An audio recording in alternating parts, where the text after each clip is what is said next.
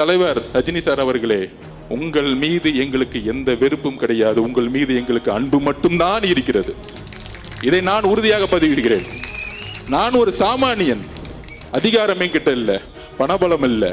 நான் இன்றைக்கும் ஒரு சாமானியன், ஒரு சாதாரண விவசாய வீட்டில் பிறந்த உணர்வு தான் இன்னைக்கும் இருக்கு. எல்லா தொழிலையும் தூக்கி போட்டு வந்துட்டேன். எனக்கு வேற எதுவும் இல்ல, எந்த நாதியும் இல்ல. இந்த ஒரு வாரமா கடுமையான மன வலியில தலைவர் இருக்கிறாரு, நானும் இருக்கிறேன், இங்க இருக்கக்கூடிய பல்வேறு நிர்வாகிகள் இருக்காங்க, தமிழ்நாடே இருக்கு. அது என்னது? அன்னைக்கு ஆர்ப்பாட்டம் தமிழ்நாட்டிலே முதல் முறையாக தமிழகம் முழுவதும் உருவாக்கிய கட்சி நம்மளோட கட்சி. அந்த ஆர்ப்பாட்டம் எதற்கு? சட்டம் ஒழுங்கு பாதுகாப்பு. இந்த ஊடகங்களையும் ஒட்டுமொத்த தமிழக மக்களையும் எல்லோரையும் நான் கேட்டுக்கிறேன், வலியோடு கேட்குறேன். தூத்துக்குடியில் ஒரு 12th ஸ்டாண்டர்ட் 12ஆம் கிளாஸ் படிக்கக்கூடிய மாணவி, 15 வயசு கூட ஆகல, டெல்லியில் நிர்பயா பாதிக்கப்பட்டார், கொல்லப்பட்டார், இந்தியாவே கொதித்து இருந்துச்சு. இந்த பிரச்சனையை திசை திருப்பதுக்கு தான் இவ்வளோ பெரிய நாடகம் 5 நாளாக ஓடிக்கிட்டு இருக்கு. இதை சோசியல் மீடியா வாரியர்ஸும் புரிஞ்சுக்கணும், தமிழக மக்களும் புரிஞ்சுக்கணும்.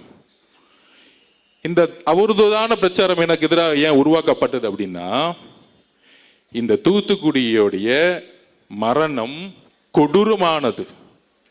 அன்னைக்கு முதல் முறையாக தமிழக வெற்றி கழகம் தான் இதை உறுதியா சொன்னோம். தூத்துக்குடியில் ஏற்பட்ட மரணம் எப்படிப்பட்டது? 6 மணிக்கு அடுத்த நாளே நான் தூத்துக்குடி போயிட்டேன், வீட்டுக்குள்ள போயிட்டேன். அப்ப அந்த அம்மா சொல்றாங்க, பக்கத்தில் உங்க அத்தைக்கு கோவம் வருது, நம்ம மேலேயும் டக்குன்னு கோவப்படுறாங்க. நான் 5 நிமிஷம் பேசி முடிச்சோன்னு அமைதியாக உட்காந்தாங்க. அப்போ அவங்க உறுதியாக சொல்றாங்க, என்னன்னா சொல்ல முடியல, வார்த்தைகள் வரல. அவங்க அம்மா சொல்றாங்க, என் பொண்ணு 6 மணிக்கு கழிவறை போறதுக்கு வீட்டை விட்டு வெளியே போனாங்க. அங்கிருந்து 50 மீட்டர் கூட கிடையாது. 7 மணி ஆச்சு, 7:30 மணி ஆச்சு, காணோம். காவல்துறை கிட்ட போறோம், போலீஸ் ஸ்டேஷன்ல, திருப்பியும் காணோம். சார், காவல்துறை கிட்ட போகும்போது திருப்பியும் முடியாதனால நாங்க தேடி தேடி பார்க்கிறோம், ஊர் மக்கள் ஃபுல்லா தேடி பார்க்கிறோம். அடுத்த நாள் 2:30 மணிக்கு கண்டுபிடிச்சிருக்காங்க அந்த குழந்தையோட உடலை. அந்த குழந்தையோட உடல்ல ஒட்டு துணி கிடையாது. ஊரே அன்னைக்கு 2.5 மணி நேரம் தேடி, ஒரு காவல்துறை கூட 18 மணி நேரம் அந்த ஊருக்குள்ளேயே போவாம, ஒரு கலெக்டர் போவாம, ஒரு எம்எல்ஏ போகாம, ஒரு கவுன்சிலர் போவாம, திமுகவுடைய அமைச்சர்கள் போவாம, முதலமைச்சரும் போல, துணை முதலமைச்சர் உதயநிதியும் போல.